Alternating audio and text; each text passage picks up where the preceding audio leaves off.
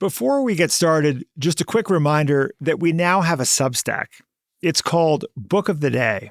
Every weekday, we send you 5 key insights from a new book that we think will blow your mind. You can find it at bookoftheday.nextbigideaclub.com or just Google Book of the Day Substack. All right, should we do it? Let's do it. I'm Rufus Griscom. And I'm Caleb Bissinger. And this is The Next Big Idea. Today, the dangerous allure of genius.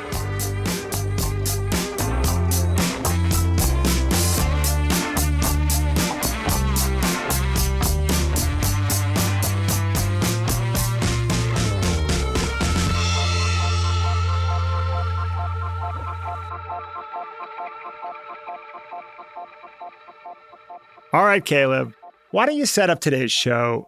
Who did you talk to? What's the big idea?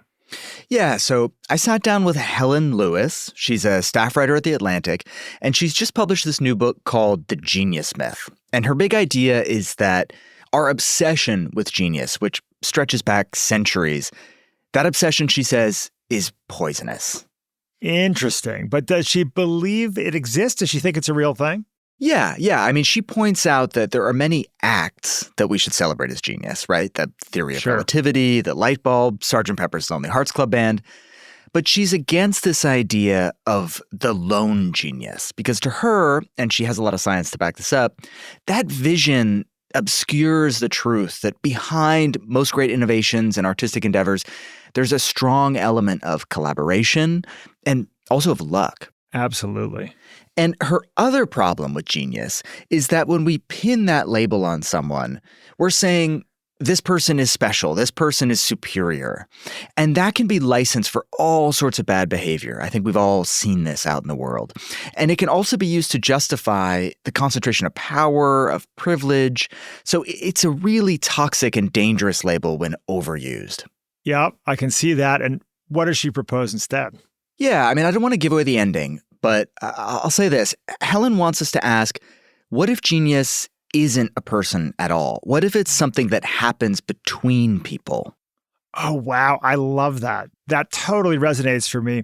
I've always suspected that we talk about genius as some kind of binary state that a few people are blessed with because it relieves us of the pressure of having to do the work required to really master a discipline. Yeah, right. We can use genius as an excuse almost. Yeah, I mean, don't get me wrong. I appreciate being relieved of that pressure. And the idea that this happens between people, that it's the force multiplying effect of people thinking together, that rings so true to me. That's something to celebrate, I think. And it's what we're after on this show. And Caleb, I'm not just trying to butter you up. I think it happens in this episode. Oh, well, thanks a lot. Okay, well, let's take a listen.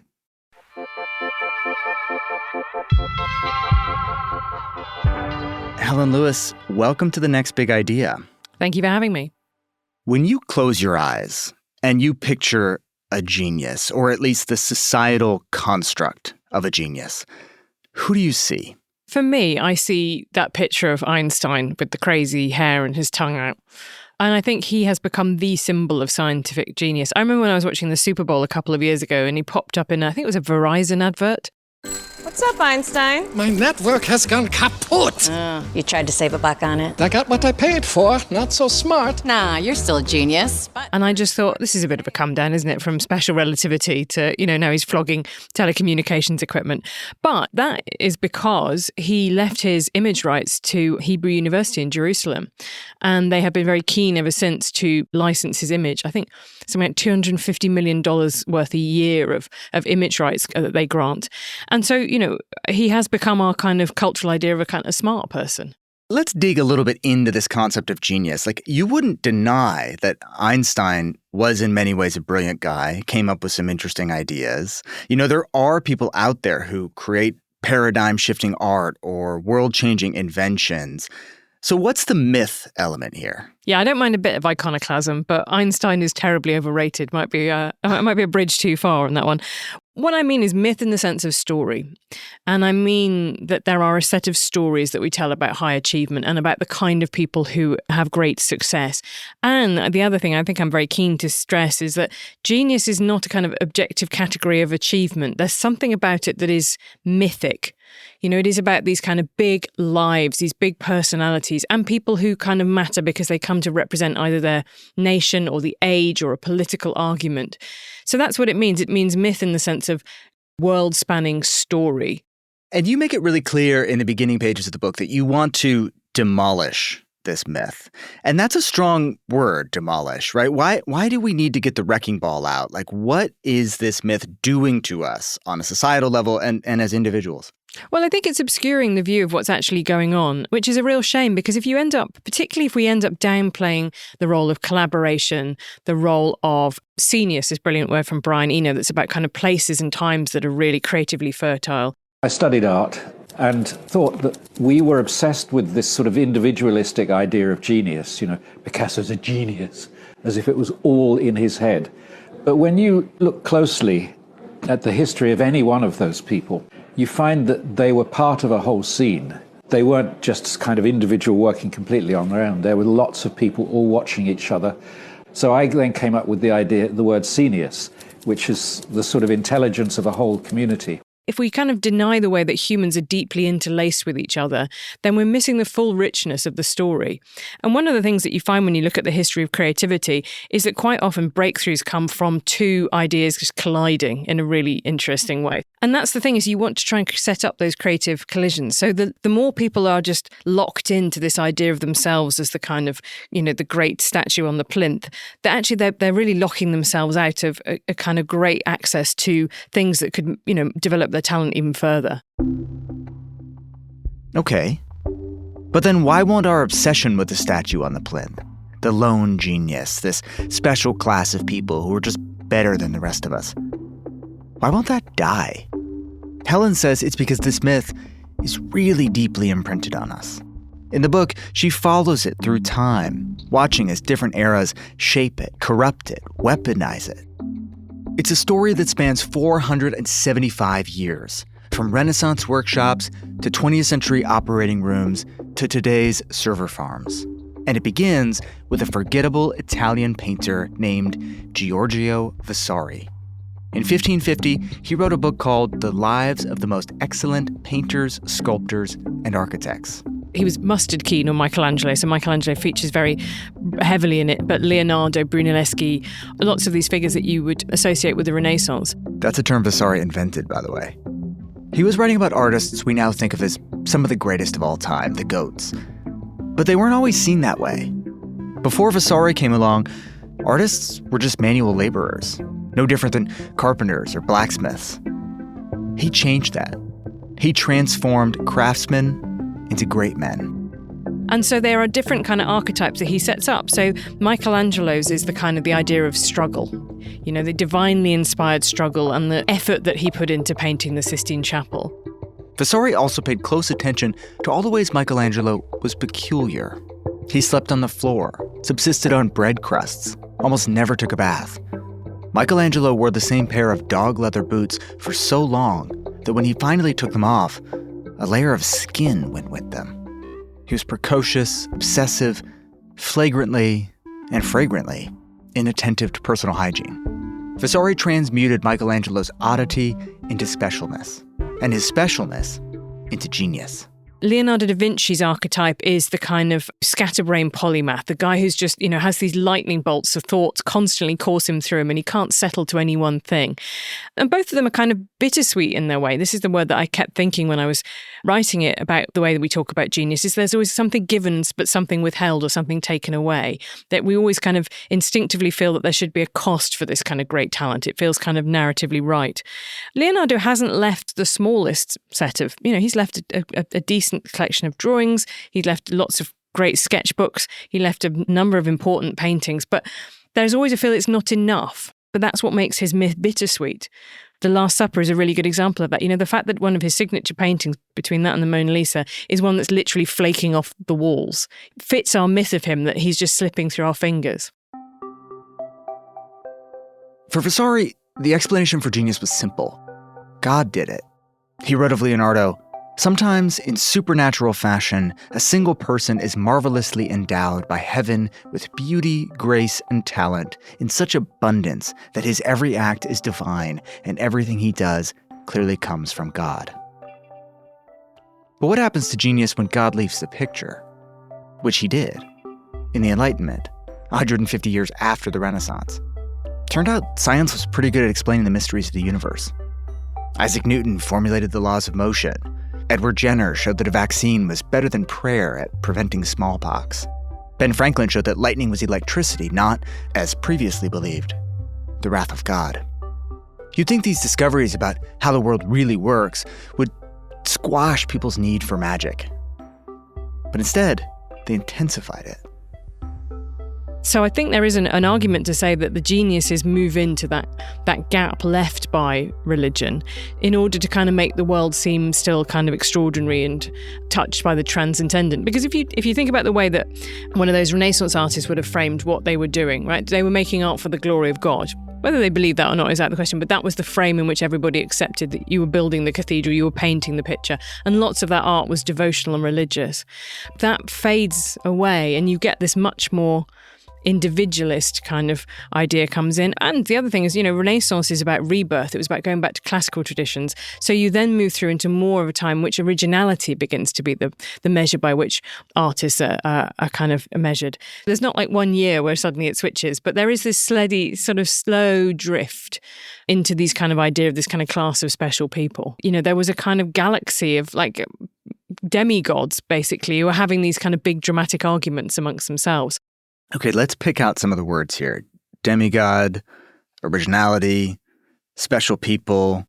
Is this when we start to get the emergence of this belief that geniuses have this sort of 007 license to do whatever the fuck they want? I think that's really something that I would associate with the Romantics. They're the Enlightenment's rebellious offspring. They grew up in this hyper-rational environment, and then one day they're like, where's the wildness? The mystery? You get this idea that being able to produce something extraordinary is something that makes you different from other people, that you couldn't have lived a normal life, which I don't think was necessarily how artists thought of themselves before then. But you get this, Shelley's phrase is that poets are the unacknowledged legislators of the world. So you get this sort of sense that these are special people in a kind of class of their own. In the Renaissance, genius was something you had, a gift from God. During the Enlightenment, and for the Romantics, it became something you were. Genius as identity. And that identity put you above ordinary rules. This, Helen argues, is one of the most dangerous developments in the evolution of the genius myth. Someone once said of Ernest Hemingway, "Forgive him anything. He writes like an angel." But Ernest Hemingway was cruel. He was violent. He was obsessed with burnishing his own legend, often at the expense of others. Forgive him anything? How often are we asked, Helen writes, to reconcile ourselves to monstrosity and selfishness when they come hand in hand with incredible achievement? I go a step further. How often these days are we asked to accept that monstrosity and selfishness are prerequisites for incredible achievements? How else, the thinking goes, would we get the iPhone or reusable rockets? We have the Romantics to blame for this warped way of thinking. One thing I will say in defense of the Romantics, though, is they thought genius was random, a handful of lucky souls touched by the transcendent.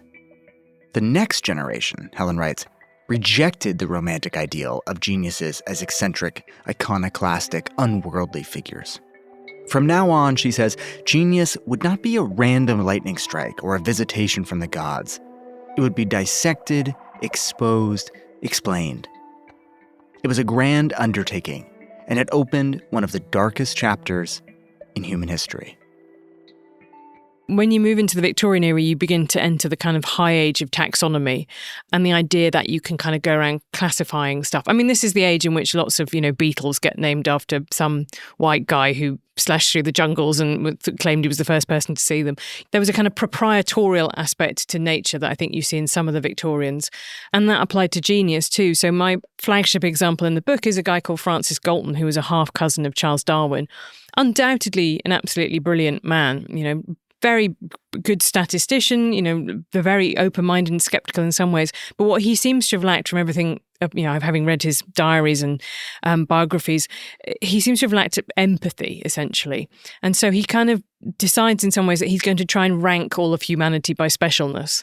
And he assigns them all a letter in this book called Hereditary Genius. And he tries to work out how often genius occurs in the population. And of course, he just hasn't got any really good empirical tools for working this out. One of the things, he uses obituaries in the Times, for example, as a kind of, or whether or not someone has a state funeral. But these are measures of kind of importance or cultural value rather than anything that is scientific at all. And so it fails. And then the other thing that obviously kind of comes out of this is once he's put people into all these neat little boxes, he starts thinking, well, hang on a minute, couldn't we improve the human race quite a lot? And that's where you get eugenics from, which is his coinage. Comes from Greek. It means good birth. Once Galton had figured out how to measure human excellence by obituary column inches, he argued that those at the top end of the scale, the geniuses, should be encouraged to procreate, while those at the bottom, well.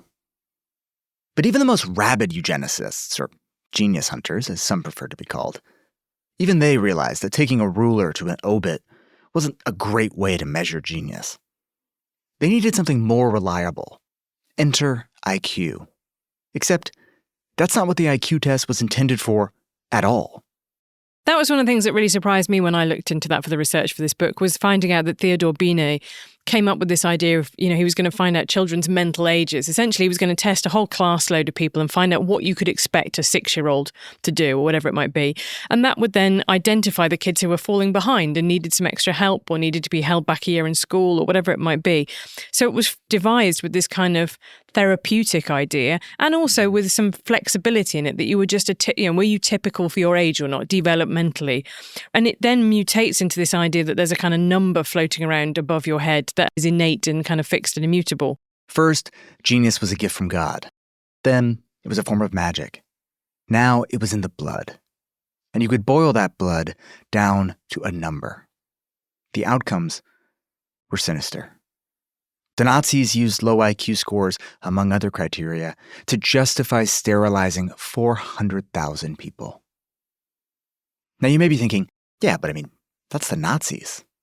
Well, they were inspired by us, by America, where 70,000 people in the 20th century were forcibly sterilized based, in large part, on IQ scores. You'd think this shameful history would have killed IQ testing forever. It didn't. People on the left want to think that IQ tests don't really tell you anything, and they do. They're correlated with lots of things like educational achievement, like lifetime earnings, things like that.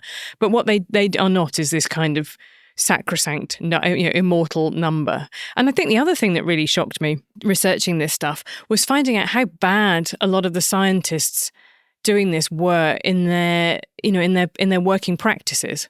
There's a lot of incredibly sloppy science around in the early part of the 20th century about this. Allow me to introduce Cyril Burt.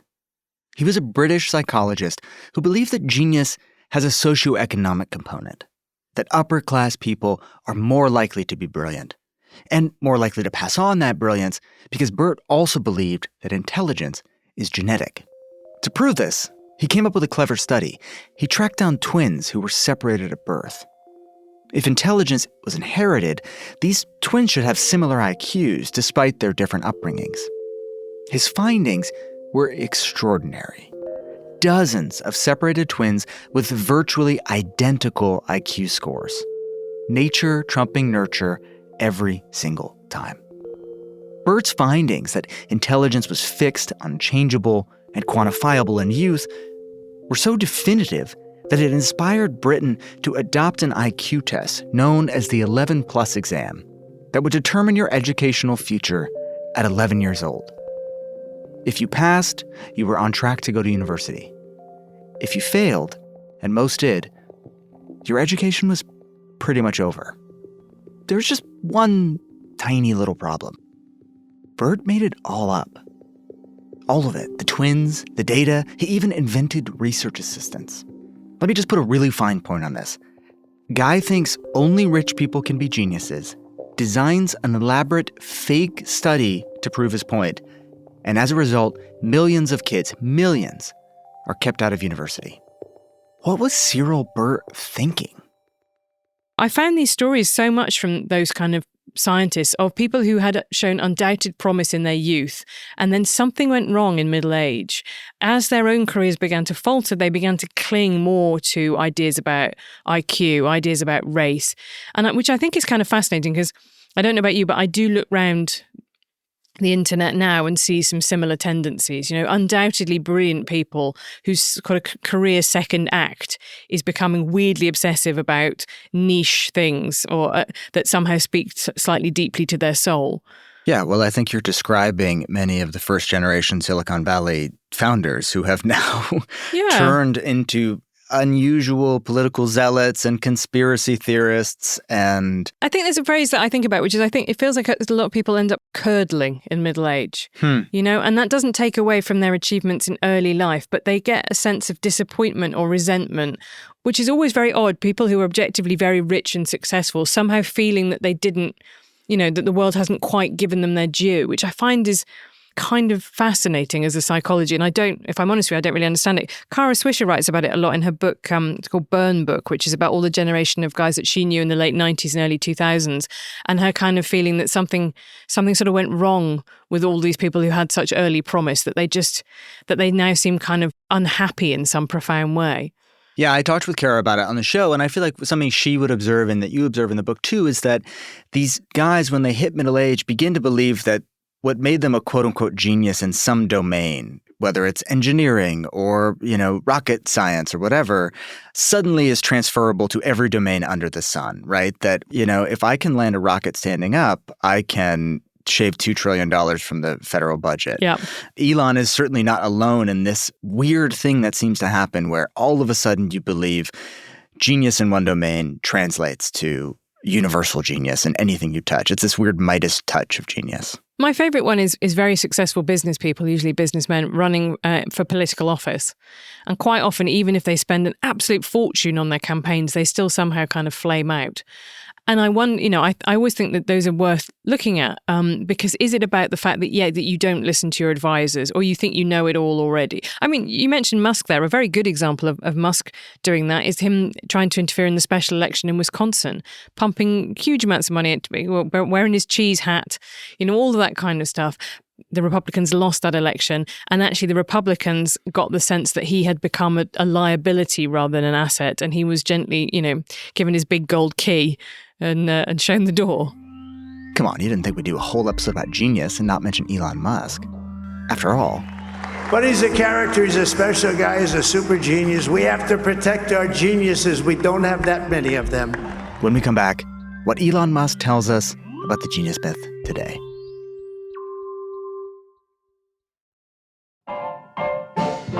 I want to quickly tell you about the Next Big Idea Club's Book Box subscription.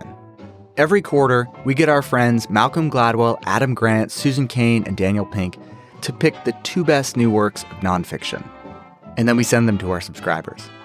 If you sign up, you'll also get access to beautiful audio and video e-courses, invitations to exclusive AMAs with the top authors, membership in our LinkedIn community, and VIP access to our live events. Plus, you'll be helping us continue to make this show. So if this is at all interesting to you, go to nextbigideaclub.com, learn more, and if you do end up subscribing, use the promo code PODCAST at checkout to get 20% off. That's nextbigideaclub.com, promo code PODCAST.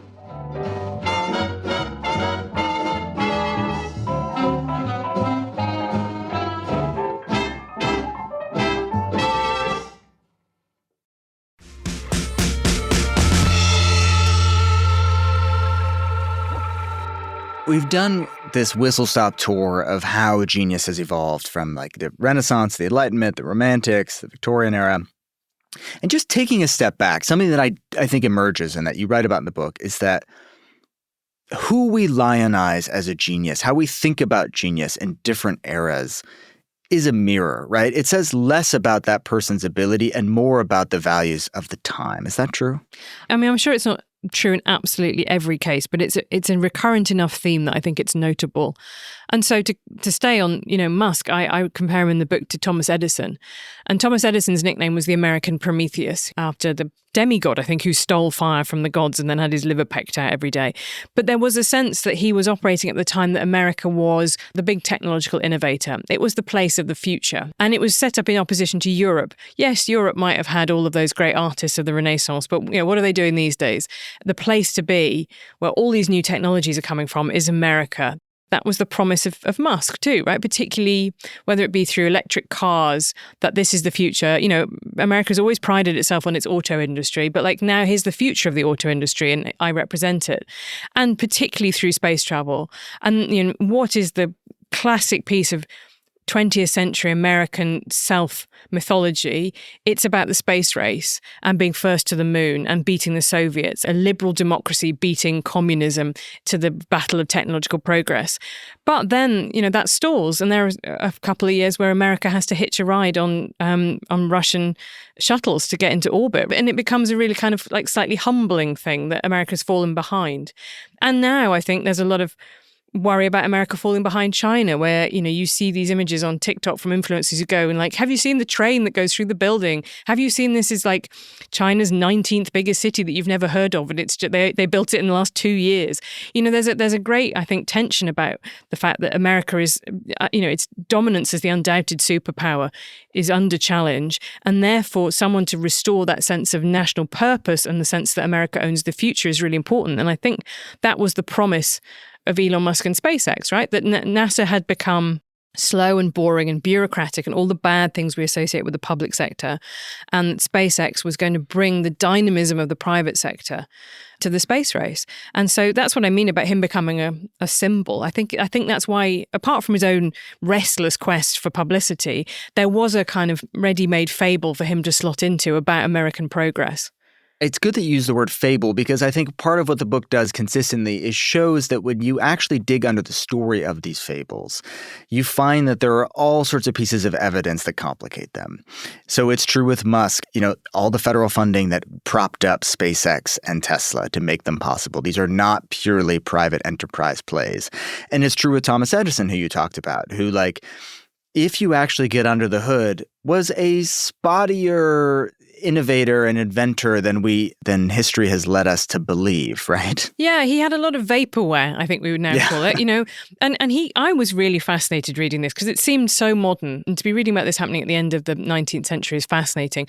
But he would do this thing where he had his lab in Menlo Park, New Jersey, so an easy train ride from New York. So if you were an ambitious young reporter, you could get the train down, go and see Edison in his lab. He would say some great, exciting things about how he was going to invent a self-cooking chicken or something something like that. You would go back and report it. Everyone would buy the paper. You had access that was exciting. Edison had publicity. The paper had sales. There was this process that worked for absolutely everybody involved.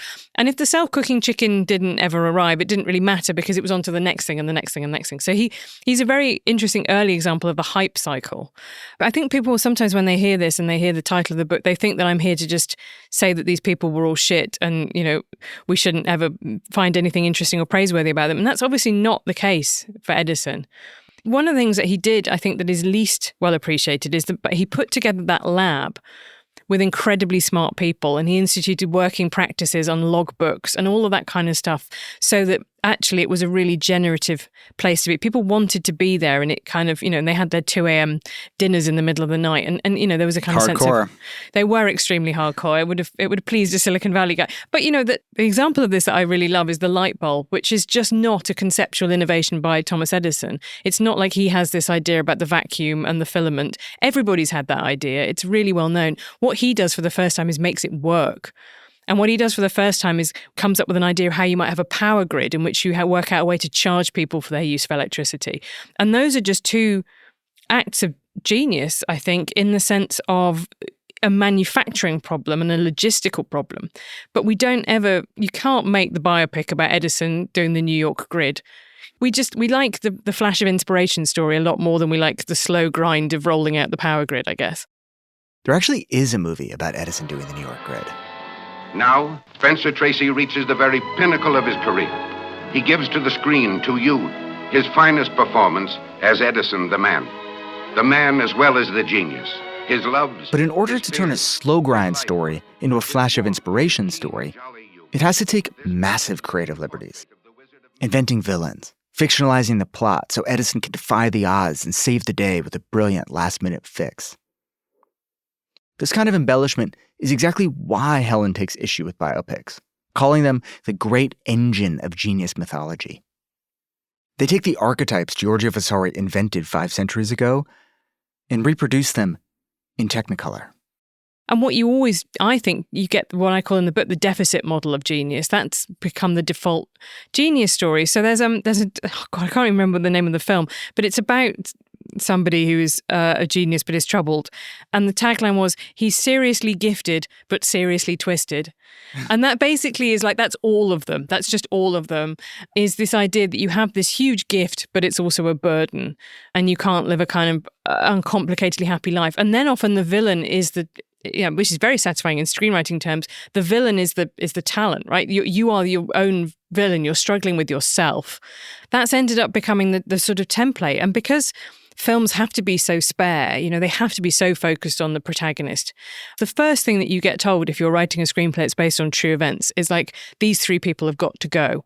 If there's somebody whose contribution to the story is to come in and have one good idea, can you combine that character with somebody else? Can you actually assign that idea to your protagonist?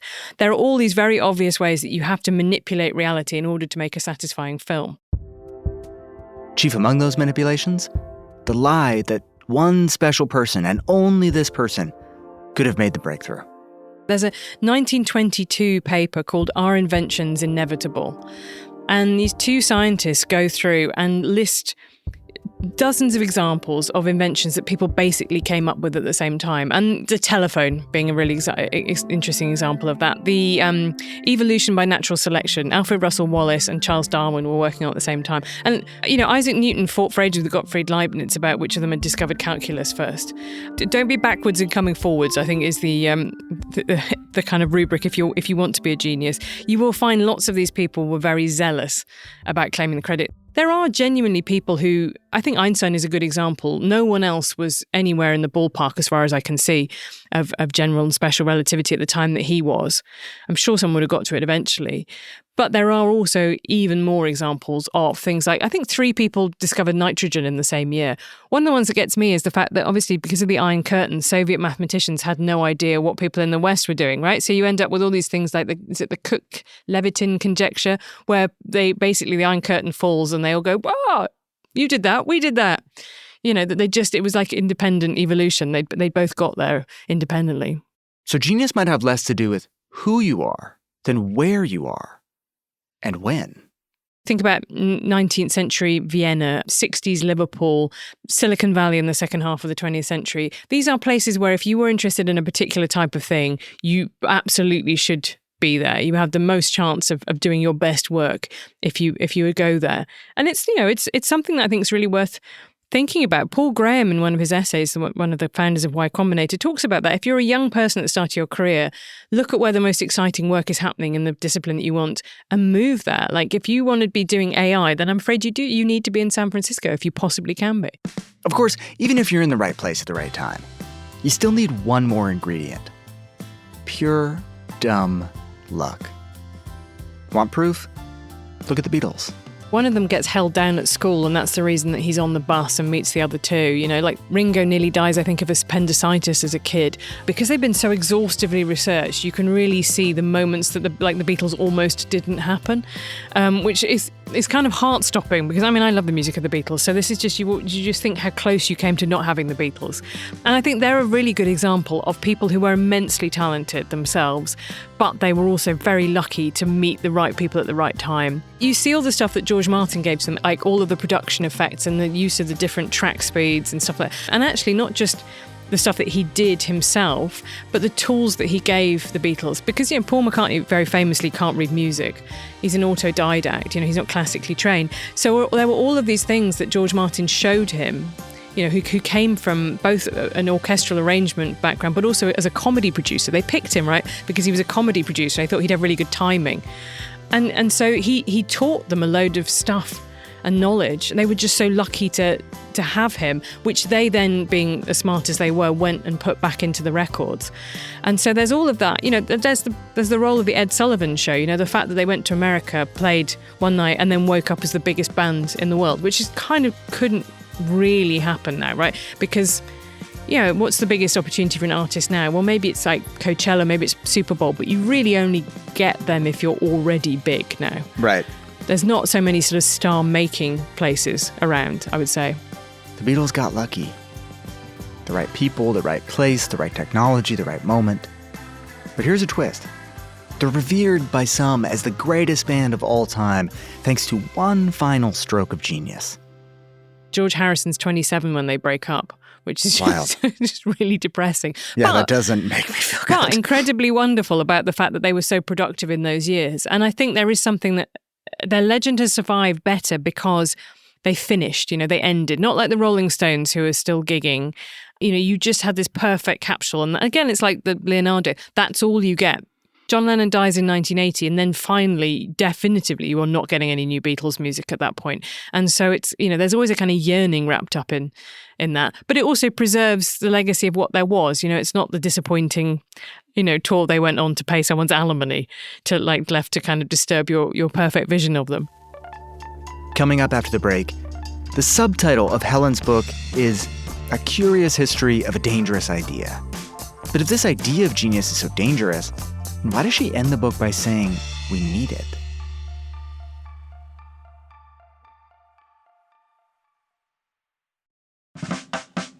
The Next Big Idea is sponsored by the Next Big Idea Club. That's right. The Next Big Idea is more than just a scintillating podcast with a debonair host. It's part of the coolest learning platform on the planet. Here's how it works. Every season, our curators, Malcolm Gladwell, Adam Grant, Susan Cain, and Daniel Pink, handpick dozens of the best new books. Then we partner with the authors of those books to create book bites. These are 12-minute audio summaries written and read by the authors themselves, and the only place you can find them is in the Next Big Idea app. And that's not all you'll find once you download it. Our app also has beautiful audio and video e-courses, ad-free versions of this podcast, bonus author conversations, and lots of other mind-expanding content. Download the Next Big Idea app today. Better yet, do it right now. Pause this recording, go to your app store, and search for Next Big Idea. Getting smarter has never been so easy.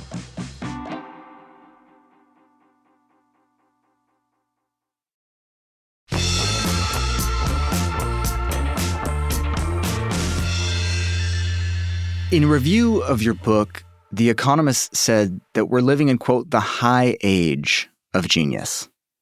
Is that true? Do you think that's true? Do you buy that? I read that and I thought that was interesting because I think there are lots of challenges now. The Me Too movement is a really good example, or something like decolonize the curriculum. There are lots of challenges about the identity basis on which people have been lauded, an attempt to try and raise up people from minority backgrounds, female artists, writers, scientists. So I think there is there is an unease, particularly on the left, with that great man theory of history type approach. But at the same time, one of my chapters is about a group of left-wing theatre activists essentially kind of coming under the spell of a director who they all kind of revere as a genius. So I would say that even among people who would profess that they don't believe in this genius myth, in practice, all of us find it really difficult to resist putting people on pedestals. The way I do think it's slightly different now is that media is so diffuse. I'm not sure we have as many world-bestriding figures as we did maybe at the end of the 19th century. There is no one art movement in the way that Impressionism or Cubism, kind of dominated the scene. Since modernism, there hasn't been a literature movement. In the sciences, we are now in the age of kind of high specialization. I mean, one of the things I write about in the book is the fact that the Nobels are having this problem in the sciences constantly because you can only have a Nobel for 3 people, and that's just not how modern labs tend to work. So I think things are more diffuse than they used to be. There's not that kind of great concentration of attention, but I think that the fundamental impulse that we all want people to look up to, we all want to hero worship, that's absolutely still there. I mean, look at the number of parasocial relationships that people have with podcasters. You end the book in a bit of a surprising place. You say, We need the idea of genius, the demigod, the superhero, the shaman.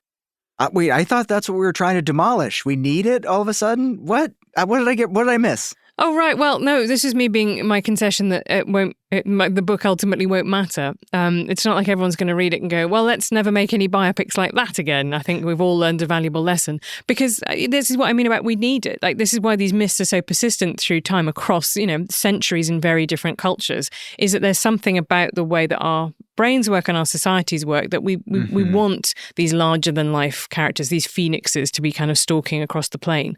So that's what I mean by we need it. I wish we didn't in some ways, but I also think it's inevitable. I think we do. We just crave the transcendent and the extraordinary.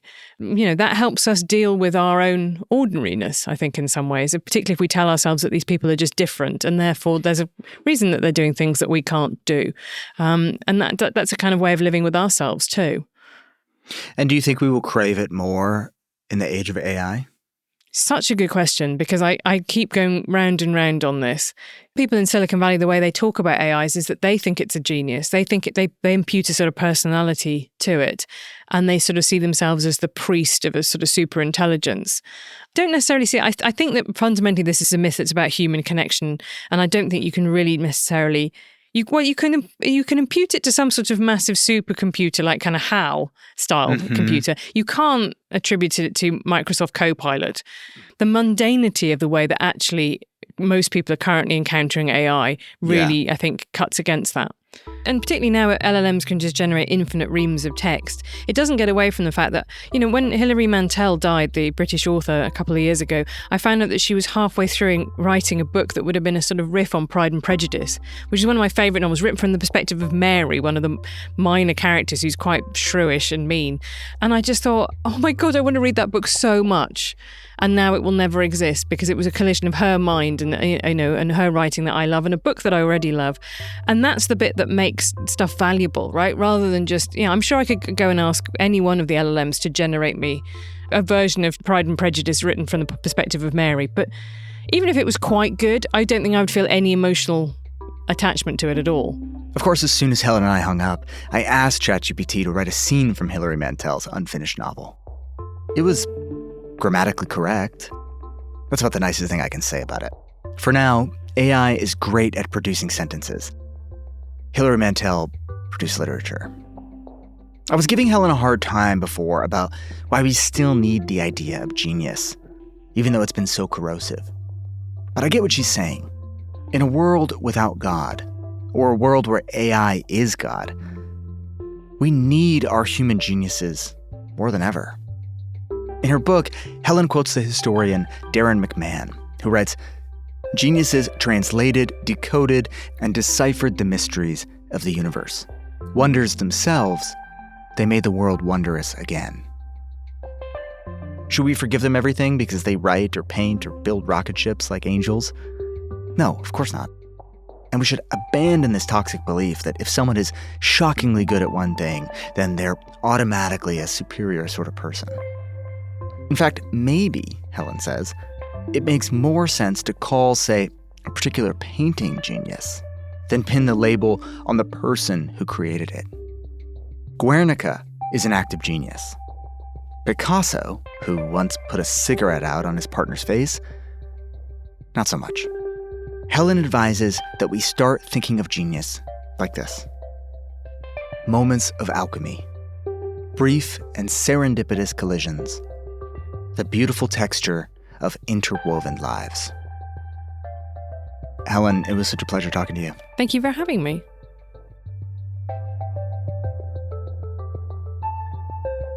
Helen Lewis is a staff writer at The Atlantic, co-host of the podcast Strong Message Here, and the author of The Genius Myth. You can buy a copy by following the link in the episode notes. Today's show was hosted and edited by me, Caleb Bissinger, and sound designed by Mike Toda.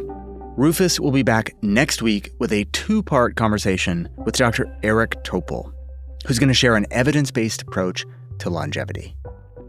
See you then.